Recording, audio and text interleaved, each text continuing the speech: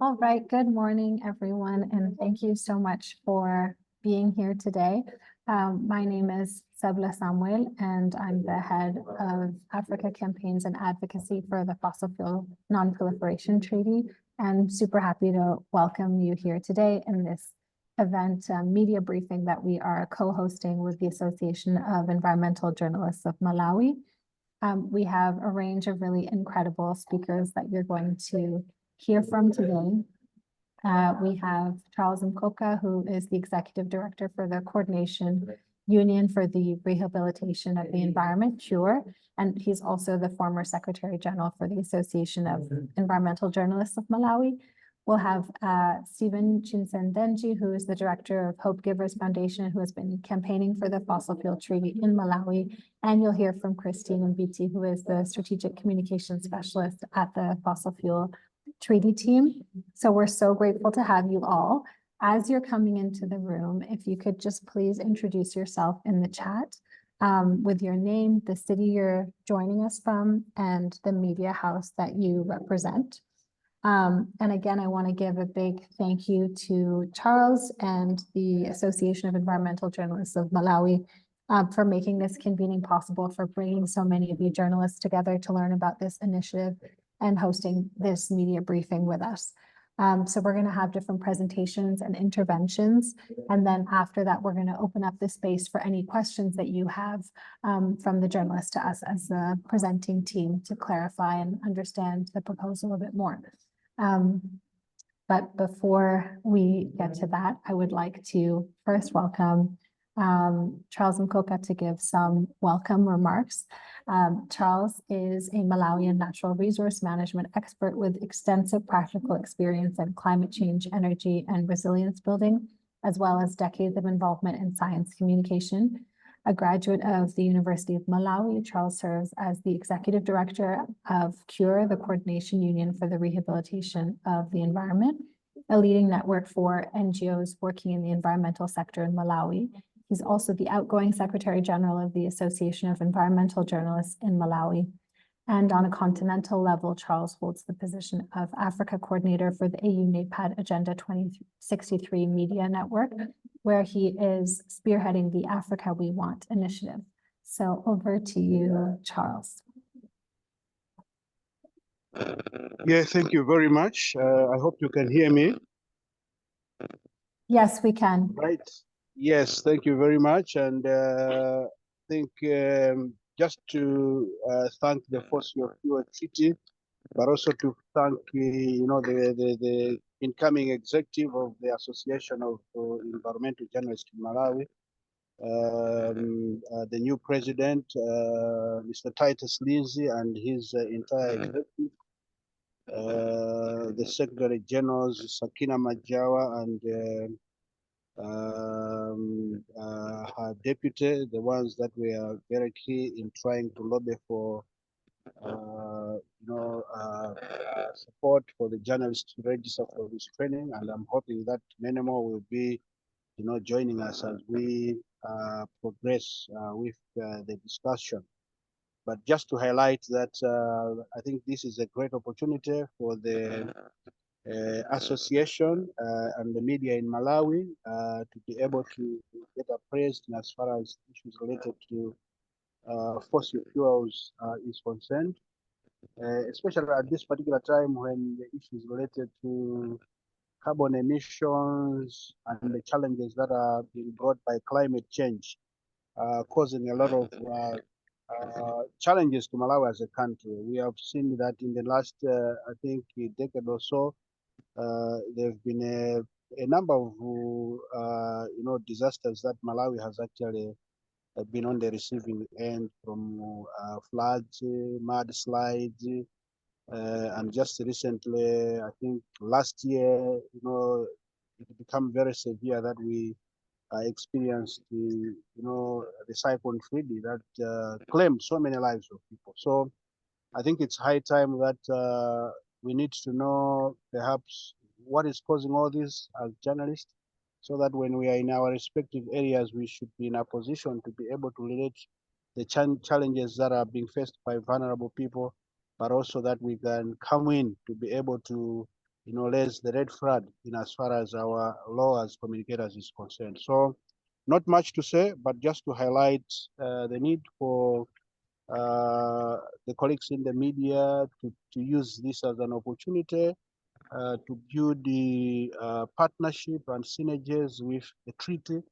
I know there are a lot of things coming ahead in as far as Malawi as a country is concerned. We have already seen that our cities have been in a position to sign the treaty.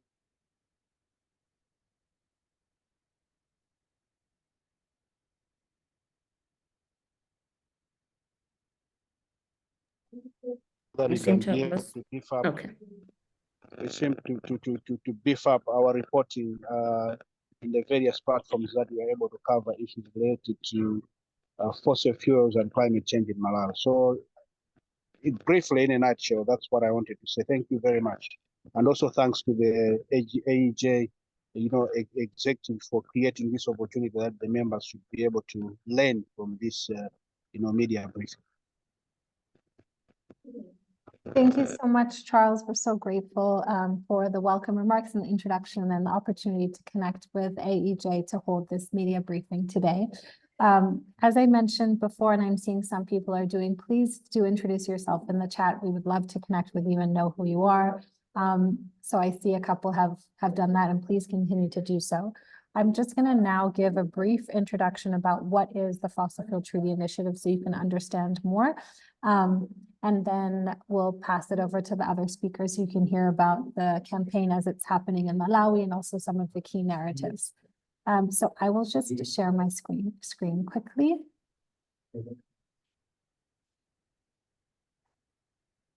Can everyone see my screen? Yes, sir. Yes, okay, great. So the Fossil Fuel Non-Proliferation Treaty is both a campaign and diplomatic initiative to address the root cause of the climate crisis, the plastics crisis, so many polycrises we face today, which is fossil fuels.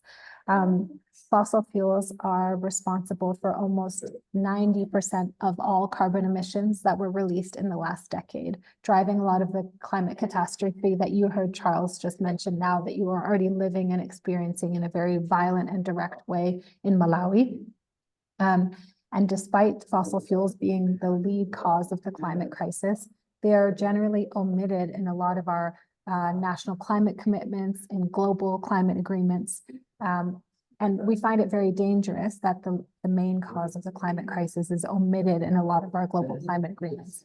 And we wonder, how can we actually tackle the root cause of this crisis if we don't go to the source? So the idea around the Fossil Fuel Non-Proliferation Treaty is that it can be a complementary mechanism to the Paris Agreement, to the Plastics Treaty, by addressing the root cause of the climate crisis, which is coal, oil, and gas.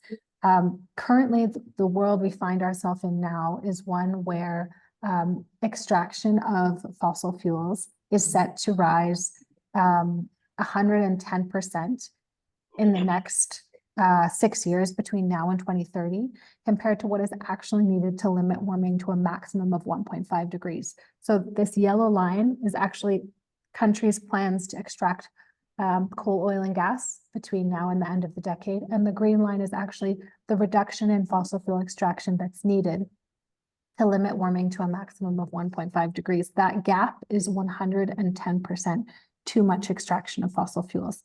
And this is happening because there's currently no global framework to actually rein in the extraction of fossil fuels and wind it down in a way that is fair and just. We have a lot of agreements, such as the Paris Agreement, that focus on tackling emissions and demand for fossil fuels and reducing those, but not about addressing the root cause. And here from our partners at Oil Change International is data that shows that it's not enough to stop new fossil fuel projects, although this is really important, and we see different campaigns on the continent, like the Stop ECOP campaign, for example. These are vital, but we also need to phase out the current fossil fuel projects of coal, oil, and gas, because those already overshoot our carbon budget of 1.5 degrees. You can see the current coal, oil, and gas extraction is overshooting our chance at meeting the 1.5 degree carbon budget.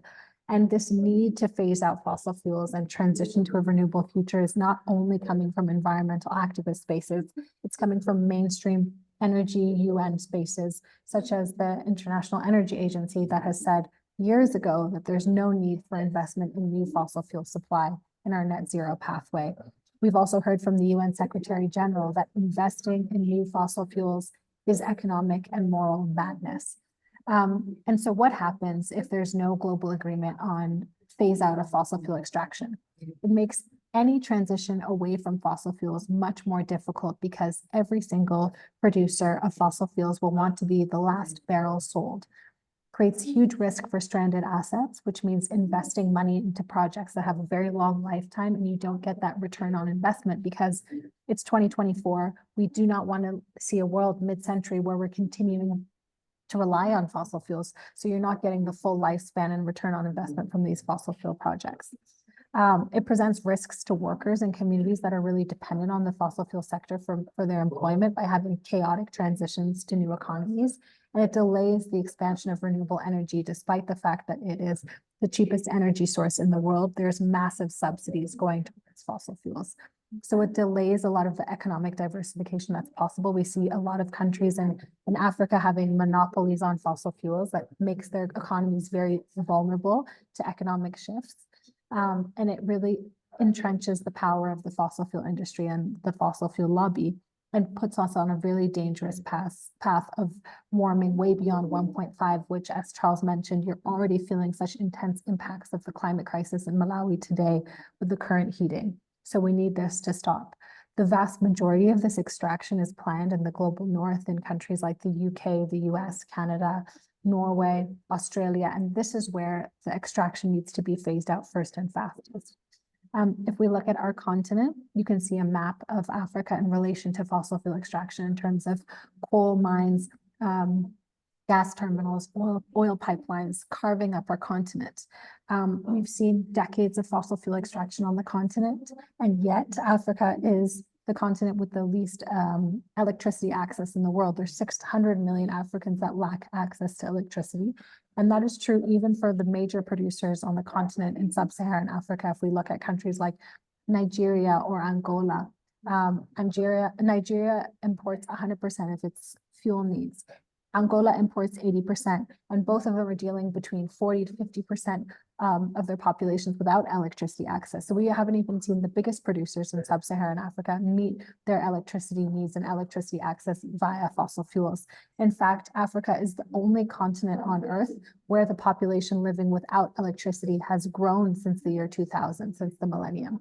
And we're also home to 75% of the world's population living without electricity in sub-Saharan Africa. We see a framework of fossil fuel extraction on the continent that is destined for export. The majority of the coal and the oil and the gas that we extract on the continent isn't for our own consumption or our energy sovereignty or energy access. It's to pay our debts. It's to acquire foreign currency. We're constantly exporting this energy. If you look at the gas industry, for example, it's over 90% of the gas extracted is destined for export. And we also do not own our production of fossil fuels. It's the fossil fuel sector in Africa is dominated by foreign ownership. More than 60% of the companies operating on the continent are headquartered outside of the continent. So you can think about European companies like BP, Shell, Eni, Total, that are really dominating the energy market in this neo-colonial scramble for our energy. And we're not even seeing the profits that are supposed to acquire. These are going to the elites and to the corporate heads, but they're not going down to the everyday people. We're not seeing the benefits or, the translation of how this can benefit critical sectors like education or infrastructure or health. Most of the projects that are coming online are expected to become stranded assets. As I said before, putting money into major fossil fuel projects that don't give the return on investment. It's around 70% of projected oil and gas projects on the continent are at risk of becoming stranded assets. And the finance that is given to this destructive industry that is not giving us energy access, that is polluting our communities and our ecosystems, endangering our health, provoking so many human rights violations, is funded by the G20 4 times more than there is finance for renewable energy. So we know this needs a shift. This is a model that has served to impoverish our people and our lands and our continent for decades. And we know that a shift is necessary so that we can have energy access, energy sovereignty, and a sustainable and resilient future for our people and our continent.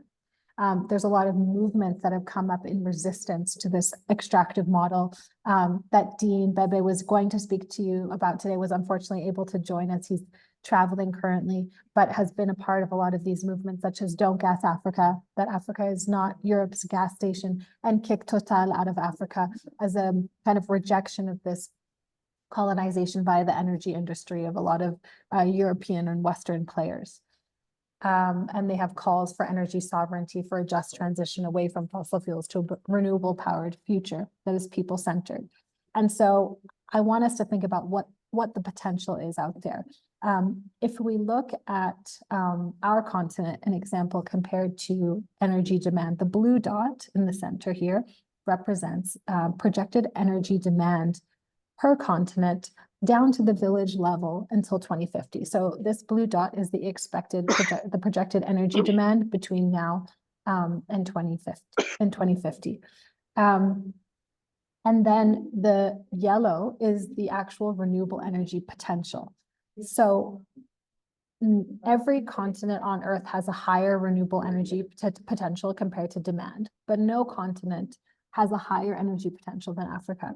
We have around 39, so almost 40% of the global share of renewable energy potential from sun, wind, and water comes from Africa, and around 60% of the best solar resources. So what we need to do is tap into this, because this potential is largely untapped. We have the ability to satisfy our energy demands so many times over, and really be a renewable energy powerhouse. But to get there, we know that international cooperation is essential. This is just to show kind of the different dependencies that countries have on fossil fuels and related to their economies. So we can see countries like Chad, Nigeria, Angola, Congo, Algeria, different African countries that have a range of dependency on fossil fuels from 20 to 60%. Their national economy comes from oil. And then on this y-axis, you can see what are the GDPs of these different countries. Well, most of them are quite low. They're under $10,000 per person per capita. And if you look here, you can see countries like the US, Canada, the UK, that have actually really low dependencies on oil for their national economy, even though that's not the media rhetoric you hear. And they have very high GDPs per capita, up between 40 to 60,000 per person. Per capita, sorry. And so in our theory of change and in the kind of, framework we're building towards the fossil fuel treaty, it's countries like the US, Canada, Norway, UK that have driven the climate crisis, that have the historical responsibility of creating this crisis and this climate injustice, that need to phase out their extraction of fossil fuels first and fastest and give financial and technical support to countries like Chad, Nigeria, Congo, that without an international framework, if you're a country where 60% of your economy comes from fossil fuels, without an international framework that's providing finance and providing technology, you're not going to be able to end that dependency and transition to, have economic diversification and transfer to new economic sources and renewable energy. So we have worked with different partners and helped to develop the civil society equity review that has both science and equity-based phase-out dates for each fossil fuel, depending on how much each fossil fuel contributes to domestic energy supply, to government revenue, and to job creation, as well as the historical responsibility of creating the crisis and the economic ability to transition. And so, as I was saying before, it's the Western countries that have driven this crisis that need to phase out their extraction first and fastest and give support to fossil fuel dependent developing nations like Angola or Nigeria, or Ecuador or Iraq, with massive dependencies on fossil fuels, and without that international cooperation framework that's grounded in global justice and equity, cannot make that transition. And this is kind of what I'm reiterating again. The fossil fuel phase out will not be possible without international support. And we want the fossil fuel treaty to be able to support that missing framework to make a transition that's fair and financed possible. As I was speaking before, at the beginning, I talked about we're trying to fill this policy void around addressing fossil fuel extraction in a way that's just and equitable. And maybe you're thinking, hey, the Paris Agreement exists. Isn't this enough? And the Paris Agreement is really vital because It set the 1.5-degree target, raised global ambition on climate change, created the loss and damage fund. There's so many important kind of elements that have come from the Paris Agreement, but there's a really large omission, that there's no mention of fossil fuels, no mention of coal, oil, or gas at all in the Paris Agreement. And as I was saying before, this is dangerous because almost 90% of carbon emissions in the last decade come from fossil fuel extraction. And so we want to address this crisis from the root. We know that that's necessary to overcome it. We've seen COP26 was the first time there was a very weak mention of one fossil fuel, coal, but a very weak language around it. And we saw this year in Dubai was the first time there was a mention of a need to transition away from fossil fuels. And while this is essential, we cannot just simply name it. We need a binding plan to move away from this dependency. And we see the fossil fuel treaty as this complementary mechanism. And this is a message from our chair of our organization saying, it's crazy as it may sound, COP28 was the first time that we had a mention of fossil fuels in the kind of climate negotiations final text, but we cannot, this took almost 30 years and we cannot wait another 30 years for this binding plan. And so this is a proposal that we're really putting forward now. And we also know that in Malawi, there's been a lot of efforts to address plastics crisis. The source of plastics is fossil fuels. 99% of plastic comes from chemicals made from fossil fuels. So this is also a complementary way to support the plastics treaty by addressing the source of the plastics crisis, which is also fossil fuels. So what are kind of the tenets or the pillars of the fossil fuels treaty? There's 3 pillars. We haven't developed the text yet for the fossil fuel treaty, but it's grounded in these 3 pillars. One is on just transition. So helping countries move away from their economic dependency on fossil fuels. So providing technical and financial support in that transition for countries to diversify their economy, to have renewable energy deployment and development alternatives. There's a pillar on non-proliferation, which is no new expansion of fossil fuels anywhere in the world. Because if we are remembering from the earlier slides I showed, already the existing fossil fuel extraction overshoots our climate targets. So we definitely can't have any new expansion anywhere. And then there's a pillar around a fair phase out, which means that taking into account the countries that have caused the crisis, that's as I was mentioning before, UK, US, Norway, Canada, etc., are the ones that need to phase out their fossil fuel extraction first and fastest and give funding to the most dependent nations and technical support for that phase out and transition to be possible.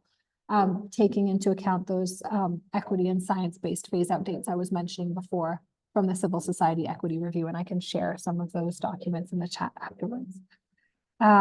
We take a lot of different other treaties as inspiration and models for the fossil fuel treaty. As you can probably hear from the names around it, we use the provocative metaphor of fossil fuels as weapons of mass destruction because they are the main driver of the climate crisis and the human rights violations, the health emergencies, and the ecological pillaging that we see from this industry. And we see also how a lot of kind of civil society momentum, support from cities and parliamentarians has really been able to address a lot of global threats, such as substances that deplete the ozone layer, the mine ban treaty. And so we're taking inspiration from these different historical treaties as models to build the fossil fuel treaty. There are more than actually 3,500 civil society organizations around the world that have supported the call for fossil fuel treaty. And Stephen will share a bit about what that has looked like in Malawi, but there's been a lot of momentum behind civil society groups from almost 120 countries rallying behind the call for the need for a fossil fuel treaty. And in addition to that, there's been indigenous nations, there's been 115 cities on every single continent in the world, including now most recently Lilongwe becoming the first African capital to back the call for a fossil fuel treaty. 3,000 academics and scientists, hundreds of parliamentarians, and over 500,000 individuals. We've also had support from 101 Nobel laureates, from thousands of health professionals, including the World Health Organization, from hundreds of faith institutions, thousands of youth activists, and now from 13 different countries that have supported the call for a fossil fuel treaty. You can see the range of different countries that back the proposal here. It started with a lot of support from Pacific Island nations, but now we're even seeing major fossil fuel producers such as Colombia joining the call for a fossil fuel treaty because they know that that international support and cooperation is necessary for their transition away from fossil fuel dependency. I want to speak a bit about the context in Malawi, which we were speaking of, which is that Malawi faces extreme climate vulnerability that Charles was speaking to, despite very minimal contribution to the climate crisis. Charles mentioned Cyclone Freddy and the devastation that this caused. And there's also really low levels of electricity connection in Malawi. So we're struggling with low electricity access, high levels of climate vulnerability that is driven in part by, well, definitely the climate catastrophes driven by this global expansion of fossil fuels, as well as displacing the chance to have further renewable energy access. We've seen, though, a lot of leadership, environmental leadership coming from Malawi, and currently chairing the LDC group on climate change. And I know that there was just meetings the last couple of days in Lilongwe coming out with the Lilongwe Declaration around a lot of key areas on climate finance, mitigation, just transition, loss and damage. And Lilongwe also became most recently the first African capitals to support the call for a fossil fuel treaty, alongside Mzuzu, and joining over 115 cities on every continent on earth, from Paris to London, Lima to Calcutta, to Sydney to Vancouver, that are calling for passed motions, and their city councils or their mayors have declared support for the need for a fossil fuel treaty. And you can see some of the media coverage that has come from Le Monde Afrique from the announcement that Lilongwe has joined this movement. Malawi has the potential to become the first African country to join the other 13 countries from Latin America, the Caribbean, the Pacific, and Southeast Asia who have supported the call for a fossil fuel treaty, and the chance to be part of this pioneering coalition of nations who are promoting a just transition from fossil fuels via international cooperation and diplomacy, alongside countries from 4 other different continents. We have a technical team at the Fossil Fuel Treaty who's also able to provide a lot of research support, convenings, technical support from different experts in finance and just transition. We have working groups working towards the legal pathways to develop the Fossil Fuel Treaty, and you can see some of the research that's available here. And I can add some of this in the chat, our Africa specific briefing on why this is important for the continent's transition, and also the civil society equity review, as well as financing for the just transition. And just to show, because we're here in the media space, this has garnered so much attention globally from a lot of major media houses that are seeing the need for this vital proposal around a fossil fuel treaty. So I know Christina is going to dive into this a bit more after, so I'll stop sharing my screen for one moment, and don't worry, there will be plenty of time at the end if you have any questions that you would like to ask. I would now just want to thank you for listening to the presentation, and I'm now going to just pass briefly over to Stephen Chinsendenji, who has been leading a lot of the campaign in Malawi for a fossil fuel treaty. Stephen is a Malawian environmental activist. He's the director of the Hope Givers Foundation, and he's led numerous campaigns across a wide range of issues, including gender equality, climate change, waste management, and fossil fuels. And he's actively involved in the Fossil Fuel Treaty campaign in Malawi, raising awareness about the harmful effects of fossil fuels and advocating for a legally binding fossil fuel treaty to foster an equitable global transition to renewable energy. So I will pass over now to Stephen so that he can share a bit more about what the campaign has been looking like in Malawi.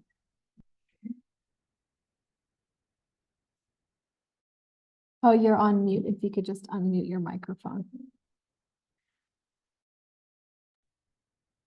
All right, thank you, Seble. Good morning, everyone over there.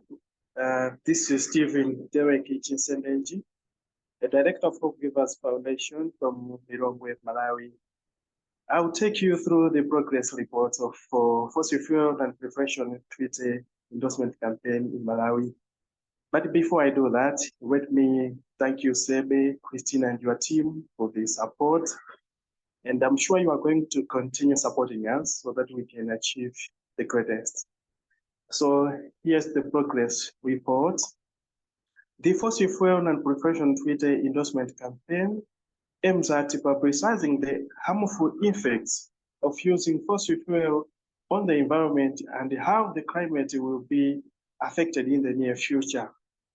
The campaign has been taking action by conducting various activities such as meetings with influential public figures, community leaders, planning music events, video, film demonstrations, and many more.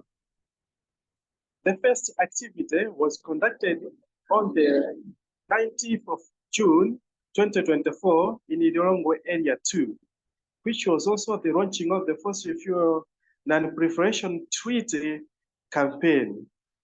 The event involved a meeting with faith-based organization, civil society organization, journalists, university and college students, and some arts specialists. The meeting also involved lecturing the aims of the campaign. The event was a great success as it improved awareness of the campaign and its goals. The next event was conducted on the 5th of July 2024 and was situated at the civic offices of Lilongwe City Council. The main activity included a meeting with the Mayor, Madam Esther Sagawa, and the Deputy City Mayor, Madam Lufi Chingwalu, environmental committee members, ward councillors, members of the City Council, and journalists, etc. The main aim of these events was to convince Lilongwe City Council to endorse on fossil fuel non-proliferation treaty. Overall, the event was a great success due to the fact that the Lilongwe City Council managed to endorse. The next event was set forth on the 10th of July 2024 in Zuzu City, in which we have conducted a meeting with the city mayor, environmental committee, journalists, ward councillors, and members of the interest. For the purpose of the meeting was to get the city representatives to endorse on the fossil fuel non-proliferation treaty. Gladly, the event was a success since our aim was achieved. On the 29th of July 2024, the next event was set in place. This time, the target city was Blantyre. The main aim was also to get the city representative, mayor, city councillors, city council environmental committee to endorse on the fossil fuel non-proliferation treaty. Upon reaching Blantyre, we were informed first to meet the management before proceeding to the city representative. This caught us by surprise since we were unprepared to conduct a meeting with the management, mainly due to the budget issues. Due to this, our aim in Blantyre was not achieved and the planned event was a failure. This was the first barrier we came across. As an organization, we have now written a letter to request a meeting with Parliament Committee on Environment, in which we will meet the chairperson, Mr. Welan Chirenga, secretary, and the other environmental committee members, as well as minister responsible for climate change. After this, we hope also to meet the vice president, and finally, we plan to meet with the state president of the Republic of Malawi, and finally, we will be able to obtain his endorsement. Assurance that the Blantyre City representative will also endorse on the fossil fuel non-proliferation treaty. After the activities mentioned above, the following events will be a major event involving a music concept with some of the most influential artists in Malawi. The function will also be held to spread the aims of the fossil fuel non-proliferation treaty at national level. And during and after the show, the audience who are interested in the campaign will be given a chance to endorse and support the campaign. Finally, the progress report table. Date 19th of July 2024. Activity, fossil fuel endorsement campaign, press, Lilongwe Area 2. Target group, civil society organization, faith-based organizations, journalists, and students. Status success. On 5th of June 2024. Activity fossil fuel endorsement campaign and climate change. Press Lilongwe civic offices. A target group Lilongwe City Mayor, Lilongwe Deputy City Mayor, City Council officials, Environmental Committee, and ward councillors, as well as journalists. Status success. And on 10th July, activity fossil fuel, the endorsement campaign and climate change, Zuzu civic offices, Zuzu City Mayor, Zuzu City Environmental Committee, and ward councillors. Status success. 20th of August 2024, fossil fuel endorsement campaign and climate change, Blantyre civic offices, Blantyre City Mayor, Blantyre Deputy City Mayor, Environmental Committee, ward councillors. Status variant. And fossil fuel endorsement campaign and climate change, Lilongwe Parliament, Parliament Environmental Committee, target group, that is, Environment Committee and President, status progress. Thank you. Thank you so much, Stephen, for sharing the updates from the campaign in Malawi. I think it's great to hear for everyone who's in the room about the engagement you had with different city councils, civil society, and faith groups to kind of build the momentum for the campaign in the country. And now one of our speakers, as I mentioned, wasn't able to join, who's Dean Bebe, the campaigns lead at Power Shift Africa and the coordinator of Don't Gas Africa, and also a fossil fuel treaty champion. But he sends his regards and wish that he was able to be here today, but he's traveling. So next, then I'm going to pass to Christine Mbithi, who is the strategic communication specialist at the Fossil Fuel Treaty. And she's going to share some of the key talking points for Africa on the Fossil Fuel Treaty and the meta-narratives for the continent and also for Malawi. Christine is a seasoned communication professional with over a decade of experience across multiple sectors, including media, telecommunications, and the development sector. She launched her career as a journalist, dedicating 7 years to the field before advancing to various roles in traditional and digital communication. Christine has been actively involved in the climate justice movement, providing essential communication support to campaigns dedicated to ending the fossil fuel era.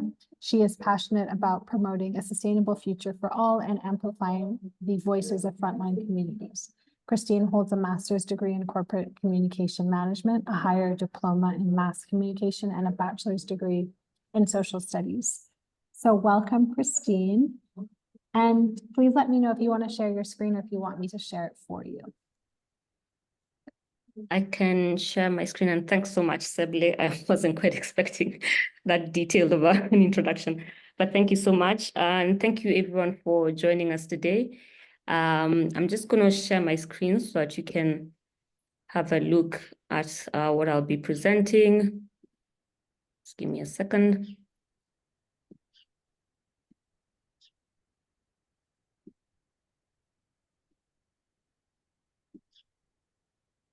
There we are.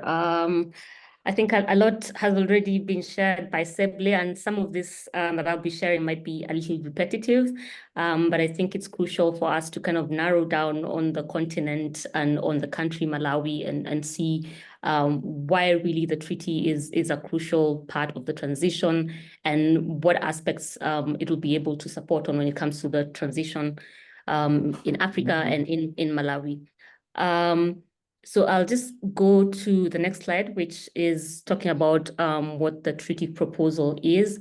Seble has touched on this, and the proposal is really an initiative by civil society that's looking to galvanize support around a fossil fuel treaty, one that is able to be a legally binding mechanism that will guide the transition, an equitable transition, which is very much needed for the African continent, and also look into how we can actually make that shift away from fossil fuels that, as we know, have been causing a lot of challenges for particularly the most climate vulnerable communities most of which are in the continent. And in terms of the role that it will play in complementing the Paris Agreement, Seble has also mentioned that the Paris Agreement does focus a lot on the emissions. You've seen countries making their commitments on how they're going to be lowering their emissions, submitting their NDCs and making those kind of commitments. But when it comes to tackling the root cause of climate change, we feel that the treaty is a good addition to being able to address the root cause of climate change, which is fossil fuel production, rein it in terms of being able to not only look at how the process of winding down production will be in a fair manner that gives the global north the responsibility of being the ones to take up that mantle in terms of being the first and the first ones to make the transition and make it fastest, and support the global south and the developing countries in being able to make that transition. In terms of addressing the lack of a concrete plan, there hasn't been a global plan and a global space where there is discussions around a well planned out phase out of fossil fuels that is rooted in equity and that is aligned with science. And I think this is something that is crucial for the continent, and that is why it's critical for this kind of proposal to start gaining momentum, to start being widely understood by not only policymakers, but also the local communities in the continent, just having an understanding of what it really means to us in terms of the shift away from fossil fuels and how that transition can begin to happen. In terms of what the proposal would include, one of the key things would be a legal pathway for a treaty, which means the legal mechanisms that will guide, that will advise how the treaty would be operationalized, how the treaty would be enforced. And this would also look into aspects of transparency and accountability of the involved participants, those who sign on to the treaty.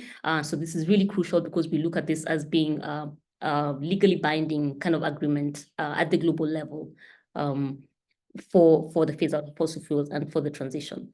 Another critical aspect is the terms, provisions, and rules for an equitable phase out of fossil fuels. It's key to be able to know what the fossil fuel phase out will entail, and the details of this would be required in the treaty proposal for it to actually be clear to people how the transition will take place, where it begins, for it to be fair to African nations, developing nations, but also for the global north being able to take that responsibility like we've spoken about. When it comes to the transition, the African continent does have an abundance of renewable energy potential like we've spoken about. And one of the things that are lacking are the finance and the technical support for the just transition. And within the treaty proposal, this is one of the key pillars that Seble has also spoken to. This is a critical aspect of it that is particularly important for the African nations and the developing nations.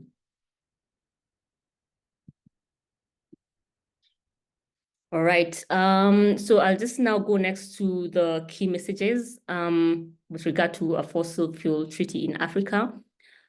So we see the treaty in Africa as a tool to support local resistance against fossil fuels. We've had and seen a lot of campaigns where communities are coming up and speaking up against projects within their areas that are causing tremendous damage, not only to the environment, but also to livelihoods and to human lives.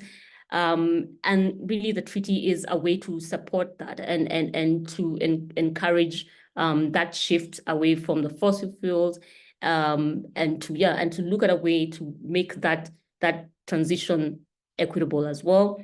And it's not about just reducing the carbon emissions, but also looking at how it would address the territorial and human impacts of fossil fuels, from issues such as water pollution to air pollution, the negative impacts that has had on agriculture, and other impacts that it's having on frontline communities across the continent.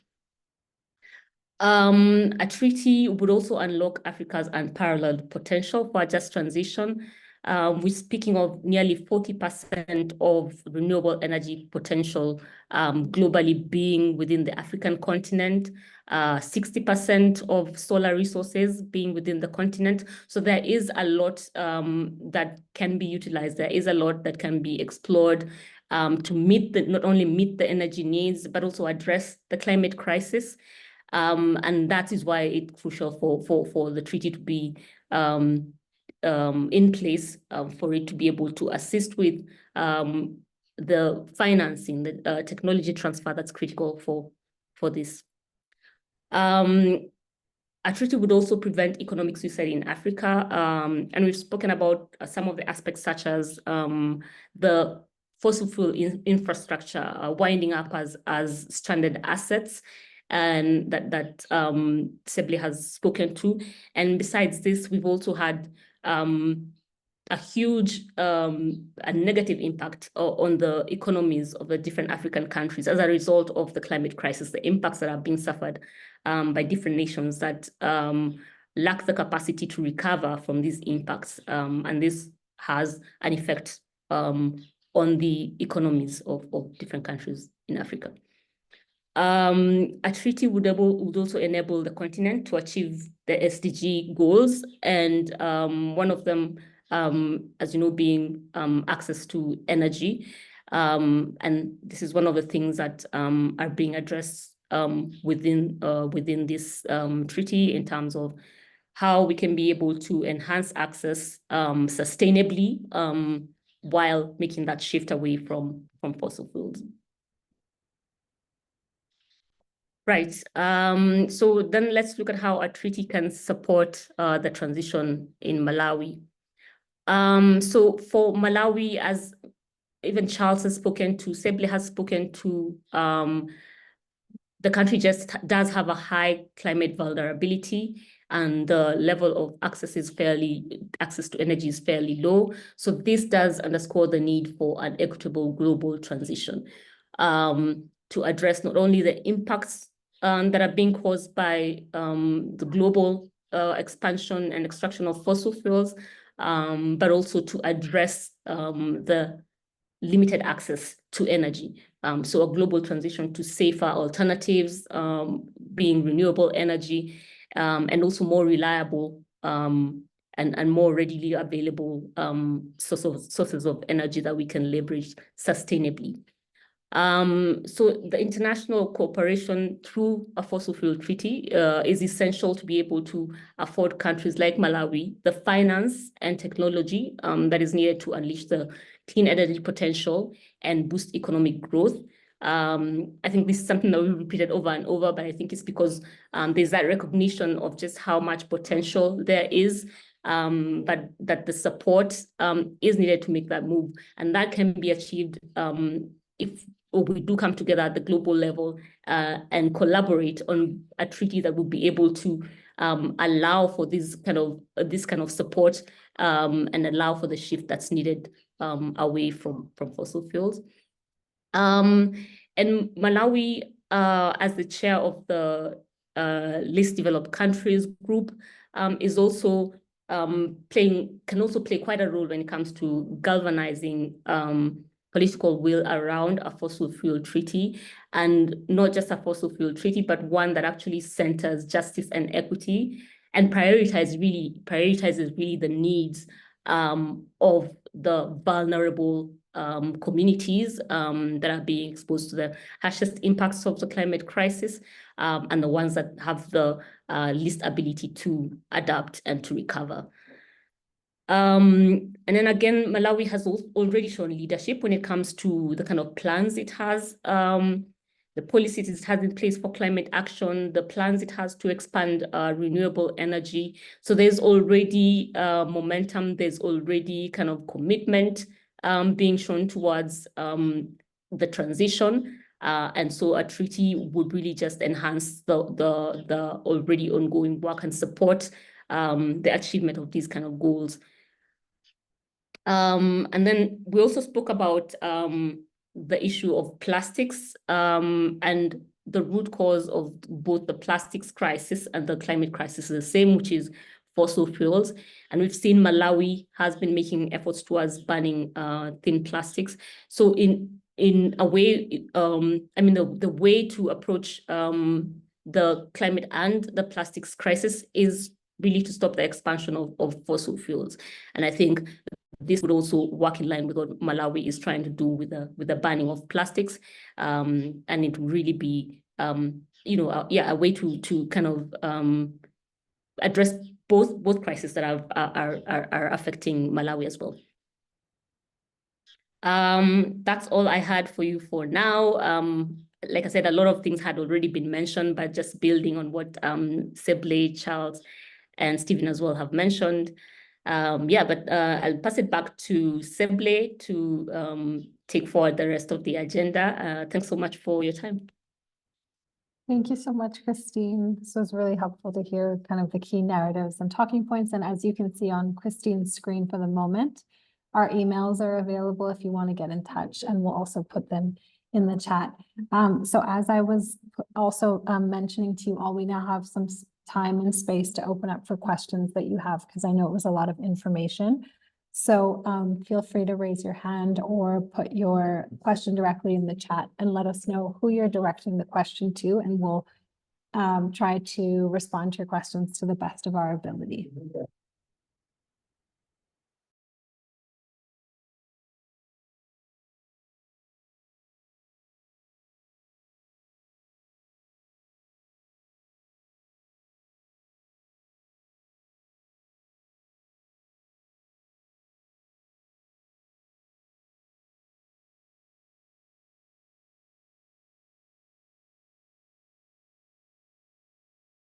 I see that Comfort has a question, so feel free to unmute and ask away.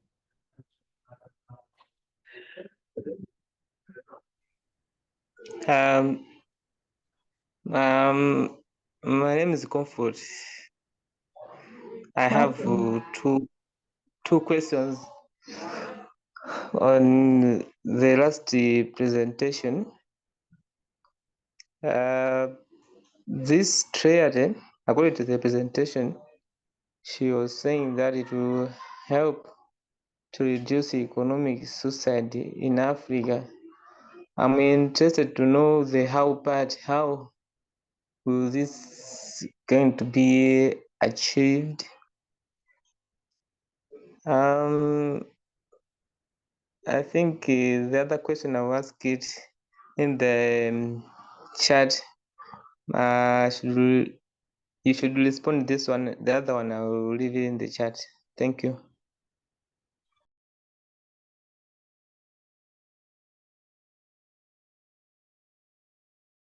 Christine, do you want me to take that question? Yes, please. Okay. Thanks. Thank you so much for your question, Comfort. So when Christine was sharing about the economic threats of continuing to fossil fuel dependency, it was basically referring to the issue of stranded assets. So studies have shown that around 70% of projected oil and gas projects in Africa are at risk of becoming stranded assets. So pouring money into projects using public money funding, using tax money to fund fossil fuel projects that will actually not generate the return on investment that is indicated in the beginning of the project. So a lot of these projects are expected to have multi-decade timelines, let's say like a 50-year project or a 40-year project, but you're putting all this investment that will not have that return. So it's called a stranded asset, because we're seeing the world is moving away from fossil fuel dependency towards more renewable energy. So continuing to invest money into projects that will not have this return is why it's dubbed in the way economic suicide. And then to move away from this dependency to have more resilient economies. Because as I mentioned also earlier in the presentation, we've seen countries like Nigeria and Angola that are major fossil fuel producers, and they haven't been able to satisfy kind of the local energy access needs. You know, they still have around 50% of their populations that don't have access to electricity, despite being some of the major producers. And a lot of the money that is made from fossil fuel extraction, first of all, it's not in majority owned by African companies. It's over 60% are foreign owned. And a lot of that money is just to incur foreign currency to be able to pay debt and not actually dedicated towards industries like education and health and infrastructure that are where it's really vital. So I hope that responds a bit to the economic kind of issues around continued fossil fuel dependency. And I think there was another hand that was up, but now I don't see it.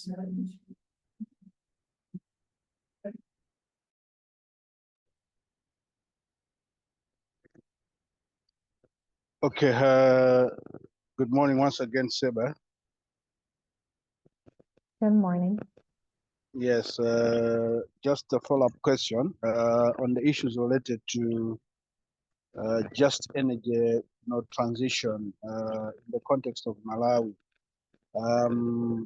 I don't know whether moving forward, the steps taken by the two cities, Lilongwe and Mzuzu,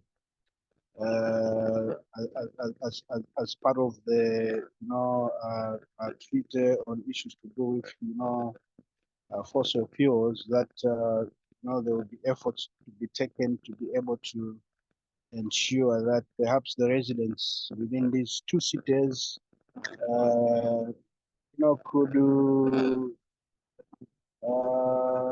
in a way be help so that they can be able to access alternative sources of energy that are cost saving, more accessible, but also readily available. I don't know whether there will be those efforts by the treaty to be able to reach out to people, because like in the context of Malawi, the challenge that we are facing as a country is the fact that we have so much dependence on biomass fuel.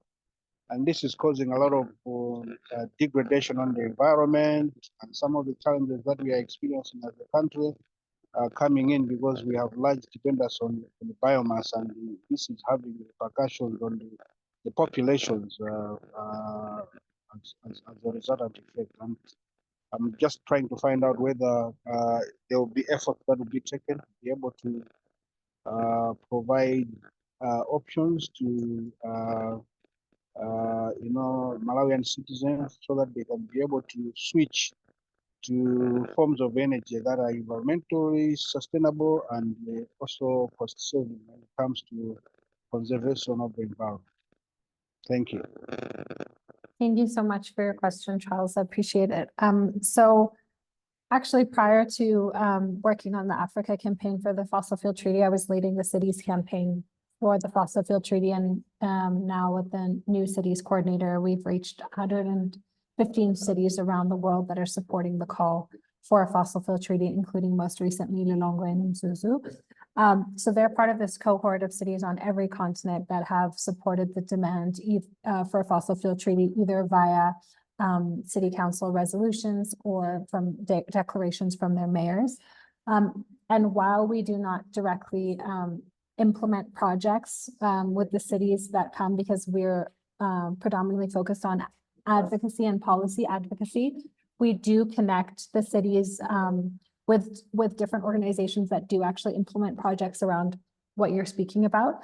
And we've developed a fossil fuel free cities toolkit that is kind of policy action cities can take to end the dependency on fossil fuels and promote this transition to renewable energy, while also reducing the social license of the fossil fuel industry, similar to what happened with the tobacco industry. So actions around banning advertising from fossil fuel companies or sponsorships for sports or arts events by the fossil fuel industry.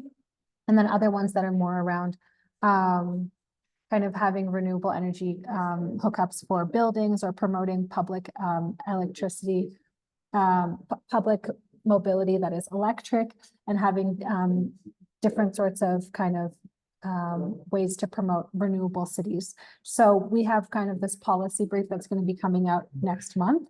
And then after that, we'll be kind of socializing the main actions, the main policy actions that are part of that we encourage the cities to take on. And I'm also happy to connect you with our city's coordinator if there's other questions that you would have about that. And then I think I saw that, Christine, did you have your hand up?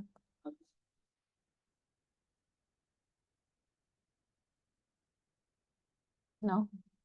Okay. No, it's fine. Sorry. Okay, okay. Are there other questions from any of the journalists? Yeah, maybe we can also give room to Titus, who is the president for the association of current president for the association, if he's got a word or two. Maybe what the association in terms of partnership with the treaty, can forge ahead moving forward. Maybe we can give a chance to Titus to say a word or two. Titus Lindsay. Good morning, Charles. Thank you for recognizing me. Sorry, I had a very bad network, but finally I had managed to have a stable network. But before I make a comment, I wish I could ask a question, especially on the last slides, where it's talking about electricity that as Malawi, we are able or we are capable of producing about 20%. If possible, if you may go back to that last slide of the last presentation about the treaties.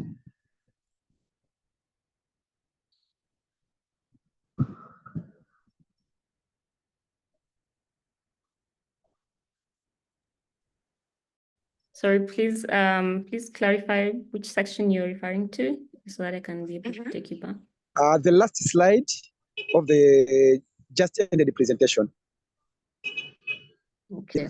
It's talking about electricity of capability of Malawi to produce about 23% electricity.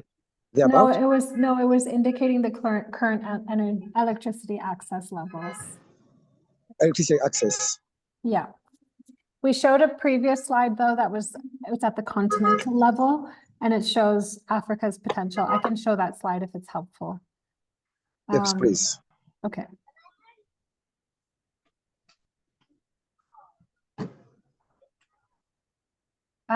So this was research that was done for our organization for the fossil fuel exit strategy, and it looks at electricity demand compared to electricity potential. And so the blue dot shows actually the total energy demand by 2050 for Africa. And then the yellow shows the actual renewable energy potential. So what I said in the presentation was that every single continent has a higher renewable energy potential compared to demand, although in some places it's very narrow, like in Europe, but no continent on Earth has a higher renewable energy potential than Africa. It's around 40% of the global share of renewable energy potential and 60% of the best solar resources. So we were basically communicating that, there's been decades of fossil fuel extraction on the continent, but despite that, there's still 600 million Africans that don't have access to electricity. And it's the region of the world with the biggest energy poverty hotspot. It's sub-Saharan Africa is home to around 75% of the world's population that's living without electricity access. And so we've seen that the fossil fuel extraction model has failed to power the continent. And the hypocrisy or the irony of this is that it's happening on the continent with the largest renewable energy potential on Earth. But this potential has not yet been fully harnessed because there's a lack of technological capacity and finance. And so for that to be available, we know that international cooperation is essential, which is what we are really advocating for via a fossil fuel treaty. All right, thank you so much. That's all right. I'm covered now. I'm cleared. Great. Yeah. Now, as Mr. Mkoka has rightly put it. My name is Titus Lindsay. I'm the president of the Association of Environmental Journalists in Malawi. First of all, I'd like to thank you so much for organizing this training. It's very important, and it has come at a very right time. Malawi has just as many countries in the country. It's being haunted.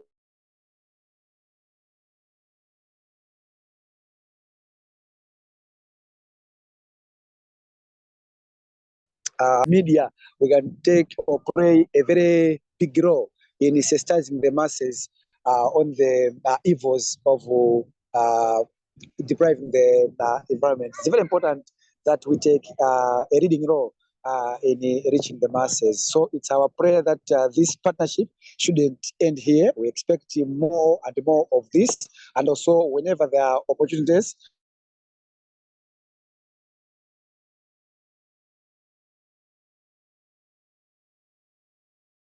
please make association the coordinating aspect reaching that far. We thank you so much. We're looking forward to the good partnership. Thank you.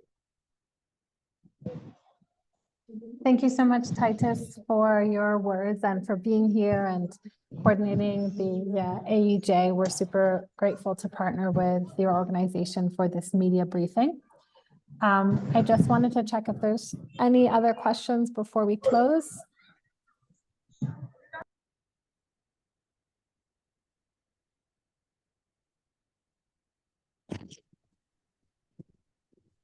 Good morning, everyone.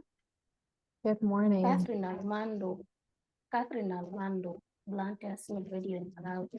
I just want to concur with Mr. Mkoka's question on the alternatives that are to be provided, that are going to be promoted by the treaty, if it is to be adopted in most African countries, putting in mind the other African countries that are highly dependent on the fossil fuel extractions, including Nigeria and others. How would this treaty convince them that transitioning from extraction to this kind to adopt sustainable practices, how is it going to work without alternatives or any other alternatives that are going to be provided for it to work? Thank you. Thank you so much, Catherine.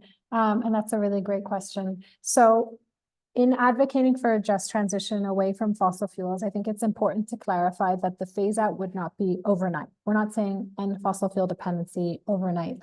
And there's a kind of justice framework that is really the underpinning nature of the fossil fuel treaty, which is why I was highlighting before that it's the world's richest countries that are most responsible for creating the climate crisis, such as the US, Canada, Norway, the UK, Germany, Australia, all these countries that have created the climate crisis and actually have much lower dependencies on fossil fuels compared to how they communicate.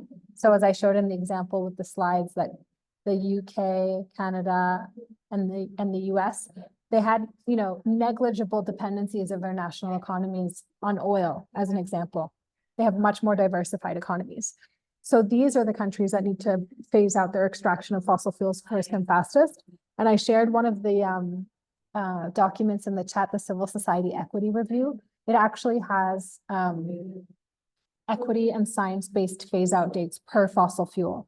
So if Nigeria is, very dependent on oil, it would probably have a much later phase out date for oil than a country that was less dependent on that fossil fuel and more responsible for the crisis, because it looks at a lot of different factors, like how much does the fossil fuel contribute to domestic energy supply? How much does it foster job creation? How much does it contribute to the economy? And what is the economic ability and historical responsibility of that country in relation to the climate crisis? So countries like Nigeria, like Angola, like Iraq, like Ecuador, a lot of them are also extracting to feed their debt and pay with foreign currency, for example, but they would have less urgent phase out dates so that they have the time to transition. But in addition to that would be provided the necessary finance and technological capacity to actually develop their renewable energy industries, for example, as a way to power their people. as you've seen, the massive potential of renewable energy for the continent. Obviously, these needs to be developed, there needs to be training, there's to be cooperative and community-owned dispersed renewable energy supply. I live in Ethiopia, a lot of the population is rural, there'll have to be distributed renewable energy networks to access a lot of the rural communities. And so this is not a transition that would happen overnight, but what we're advocating for is that those most responsible have to phase out their extraction first and fastest, and that there needs to be a finance provided from these nations, finance and technological capacity to develop these renewable energies for the transition to actually provide energy access for these dependent nations and for our continent in general.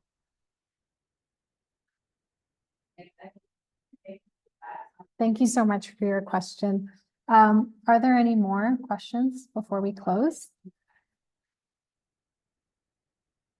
Okay, since it's not something that can be done overnight to fully transition, maybe in your perspective, what time frame have you projected for the countries to fully transition from these fuel extractions? So I would really encourage you to look at the Civil Society Equity Review because it has the phase out dates that we're advocating for each fossil fuel. I've put the link to the research in the chat. We want to develop a legally binding instrument via a fossil fuel treaty that we hope to be able to start negotiating at the end of 2025 or in 2026 to seek a legal mandate for a fossil fuel treaty. And so the countries that joined the treaty from the beginning, right now we have 13, but we hope to have between 20 and 30 to actually seek this negotiating mandate in a year or two's time. So the countries that joined that kind of first mover block would be able to develop the provisions and the substance of what the actual treaty text would be and the demands around finance, for example, if there's going to be proposals around debt cancellation, around taxation of the biggest polluters, et cetera. Those provisions and substances, the legal pathways would be developed by the actual countries that come to the table to seek the negotiating mandate. So that would be in hopefully the end of 2025 or in 2026, this would happen. And the phase out dates, as I mentioned, are available in the Civil Society Equity Review, which I've linked to in the chat.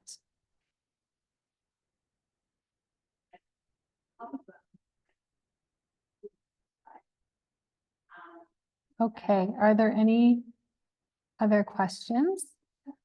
Otherwise, I think we'll wrap up the session a little bit early since we didn't have one of our speakers with us today. And I just wanted to say a really massive thank you to all of you for being present today, for being such keen listeners and active participants, and for tuning in, because we really want to, as Titus was saying, reach the masses via media and journalists and all the different mediums that you work with. So I want to thank all of you journalists for being here on this media briefing today. I want to thank Charles and Stephen and Christine for being marvelous speakers, and for the Association of Environmental Journalists of Malawi for collaborating in this media briefing with us. We would love to stay connected. Actually, Christine, if I could ask if you could just put our social media handle on the chat for any of the journalists who want to follow along. And you can, tune into our social media to see updates and some of our major moments that we have upcoming. You're also welcome to join our listserv to get more frequent updates. And if it's okay, I will be sharing your media contacts with Christine as she's developing the pitch lists for Malawi. And this session has also been recorded today, so we'll be sharing the recording with you. And again, a massive thank you to all of you for being here. We sincerely appreciate your time and your participation, and hope that we can continue to kind of build momentum for this fossil fuel treaty proposal and have more and more coverage in Malawi and across the continent, and continue to connect with all of you for new stories. So thank you so much. Please check the chat box. Sorry, Seble, I was just Chat going to say box. there are 2 more questions in the chat. Okay, I can't see because I'm sharing the screen. Okay.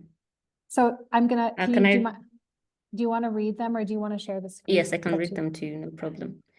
There was one question from Sunday who said the mention about the battle against the use of thin plastics in in Malawi. She's asking which strategy is being adopted to stop the use and disposal of thin plastics. Oh, I'm not familiar with Malawi's campaign on thin plastics. I think Christine, you had added that in, but basically it's because the source of the plastics crisis is fossil fuels, because 99% of all plastics are made from petrochemicals that are derived from fossil fuels. And so ongoing now is the work for the Global Plastics Treaty. And it's trying to control basically plastic pollution. But we also have to look at where does that plastic pollution come from? And that comes from the extraction of fossil fuels, because a lot of the fossil fuels of coal, oil, and gas that's extracted is not always necessarily to be used as a fuel source. It could be also used as a petrochemical to create plastics. And so we have to look at the very beginning of the lifeline of plastics, which comes from fossil fuels, so that this can be sort of like a complementary mechanism, the fossil fuel treaty, to address not only the climate crisis through all the carbon emissions that come from fossil fuels, but also via the supporting kind of the plastics treaty and addressing the plastics crisis by stopping the source of the plastics crisis, which is petrochemicals that come from fossil fuels. 99% of plastics come from fossil fuels. So that was the idea for this to be complementary for not only the climate crisis, but also for addressing the plastics crisis. And then there was another question around political will. Is that it? Yes, there's another on political will and another one about blantyre roasting. Okay, so, oh, they're both for Stephen. Yeah, both of the question from Sarah and Billy are both for Stephen.